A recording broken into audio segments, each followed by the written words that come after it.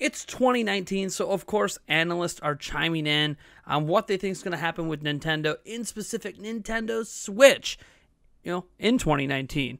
And we all know about the Switch Pro rumors. Is there going to be a Switch Mini? Is there going to be a Switch XL?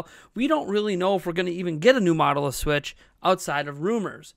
But that hasn't stopped analysts from chiming in. So let's just dive into what a few select analysts have decided to say about Nintendo and Switch in 2019. Dr. Serkin Toto from Kantan Games, he's located in Japan. He's actually one of the people I trust for talking about the Nintendo platforms out of Japan. He is predicting that there's going to be a Switch Pro and a Switch Lite. He says, while the 2019 Switch Pro has already been reported to be in development by the Wall Street Journal, I also think Nintendo will offer a Switch Lite or potentially keep the current version at a lower price to cover the lower end of the spectrum and offset sinking 3DS sales. He also says there will be more third-party Switch software. In tandem with hardware revisions and an increase in install base, I am expecting a lot more games from third-party developers in 2019, starting in spring. At least one new game from the mega franchises owned by EA, Activision, or Take-Two will launch on Switch. So some interesting takes from Dr. Serkin Toto. And next up, we have Michael Pachter, your guys' favorite video game analyst from Wedbush Securities. He says Nintendo will launch a fully handheld version of Switch at $199. He says, I expect the device to have the same screen, but with the Joy-Cons built into the body and no docking station. Since it can't switch from handheld to console, it's hard to guess what they will call it, but let's assume a Game Boy. Just kidding. And then this is Piers Harding Rolls from IHS Markit. He has this to say: Switch will be the best-selling console in 2019 as PlayStation 4 and Xbox One shift into the late stages of their life sales cycle. We could see several hardware announcements next year, Sony and Microsoft next generation reveals, and we may get more details on how Nintendo aims to plug the gap in its portfolio left by declining 3DS platform. One option is to do nothing and stick with the current Switch strategy that simplifies the platform strategy but may not be the most commercially efficient. I also think we'll hear more about a next-gen PlayStation VR in 2019.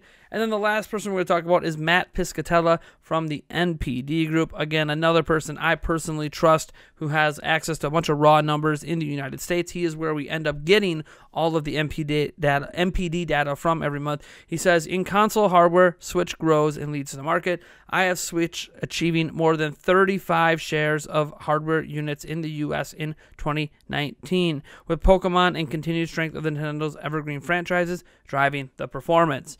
So what we're seeing overall is even a big Nintendo skeptic like Michael Pachter essentially saying, hey, look, Nintendo is going to do awesome. They pretty much agree across the board. Nintendo has the potential to be the best-selling system in 2019 on the back of their evergreen titles, combined with obviously Pokemon's the one mentioned by name. Can't forget Animal Crossing and Fire Emblem. I mean, I'm no industry analyst, at least at a professional level, but I look at Fire Emblem Three Houses, Animal Crossing, and Pokemon, and I see three major system sellers. Isn't counting Yoshi's Crafted World, Daemon X Machina, Mortal Kombat 11 could end up performing well on Switch. For all we know, of course, there's just a lot to look forward to. Is Metroid Prime 4 going to land next year? What about Bayonetta 3? I still think those are 2020 titles, which is okay. 2020 needs games too. But there's just a lot of games we already know are coming, and that's just what we know. Plus, I think they're right. There could be more third-party announcements coming to Switch next year. I might have just been a year late on my projection, because I predicted that in 2018 we would start to see full AAA third-party support, and that didn't happen, and I kind of tucked my tail between my legs and just said, hey, I'm wrong, I'm sorry. But maybe Reggie Fils-Aimé has kind of hinted we're going to get more in 2019.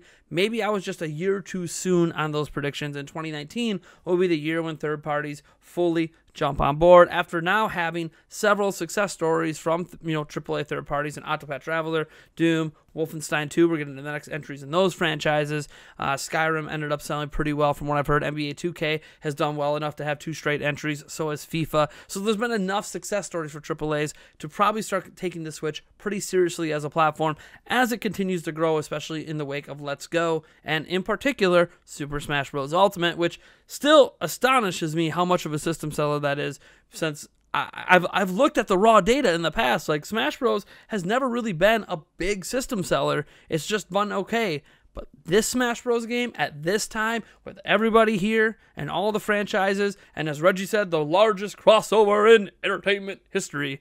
Sorry, Marvel. That's insane. I probably should have saw that this was a special game going to do special things. So I have to say, I'm obviously pretty bullish on how well the Switch is going to do this year. Sales-wise, if you're looking at my projections, I honestly think it will end up leading this year, only because I don't think PlayStation 5 or Xbox Scarlet, at least the base console models, are arriving this year. I think those are 2020 units, but I do think they will be talked about this year, and that's going to stunt the growth of Xbox One X, PlayStation 4 Pro. Even if Microsoft releases their streaming box this year, I think that's going to launch well, but it's not going to make it so Xbox overall outsells the Switch this year. I also think that Switch is getting a hardware revision of some kind. I don't know what it is. I don't know if it's a mini. I don't know if it's an XL or a Pro or whatever it is, but I do think it's going to be a hardware revision that's fully backwards compatible. All games will play on both platforms and will be available by holiday this year, and that's going to be a big boost for Switch sales as well, coming out around the same time Pokemon does. We can't overlook that fact that Pokemon's going to have the huge install base of Switch already, and in addition to being able to push the new Switch Pro, which who knows, or Switch Lite, or whatever it ends up being. So who knows? It's probably the new Nintendo Switch, because that's just what... When it comes to naming conventions, you can always rely on Nintendo to do something that everyone thinks is baffling. So I'm projecting the Switch will probably lead sales in 2019, not just in the U.S., but worldwide. I also think those three games I mentioned before, Animal Crossing, Fire Emblem Three Houses, and Pokemon, I think Fire Emblem will get Splatoon sort of numbers, sit around 6 or 7 million worldwide by the end of the year. And I think the new Pokemon game, on the excitement of it being the first new-gen HD Pokemon game, as long as Game Freak doesn't screw it up, should be able to move 10 million units by the end of this year, and then, 20 million or so lifetime to date, down the road.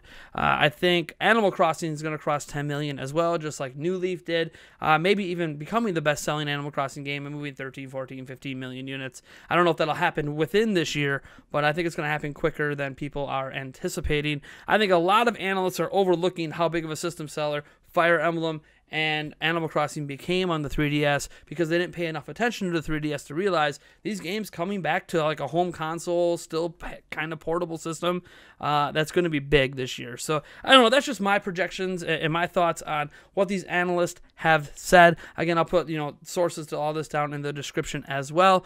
And as always, folks, I want to thank everyone for tuning in. This video and other videos I make on the channel are made possible not just through the ads and all the lovely things that YouTube, I guess, allows me to do, but it's also made possible by you guys through patreon.com/Nintendo Prime. And now more than ever, we could certainly use your support as we push towards me getting some independence and focusing squarely on this YouTube channel in 2019. There's multiple tiers. I don't really want to get into it. Just go to the link in the description and check out the Patreon for yourself and see if there's something that makes you want to jump right in and support us and make it so we launch a whole bunch of new shows this year, because there's a bunch of new show content you can help fund in that Patreon. That being said, we are also giving away a Nintendo Switch Super Smash Bros. Ultimate Bundle through the Gleam.io link down in the description. It is a 50,000 subscriber giveaway, so when we hit 50K, that's when we'll announce the winner of the giveaway. Yes, it rhymes, and I pathetically am probably going to use that in a lot of videos moving forward. I'm trying to find a more fun way to mention the giveaway than the drum I've been beating for a month and a half. Anyways, that being said, like this video if you like it, dislike it if you happen to dislike it, and if you do dislike it, why don't you go down in the comments and let me know why you dislike it. If you love the video, let me know why you love it and what you love about this channel and this news. All right, we'll catch you guys in the next one.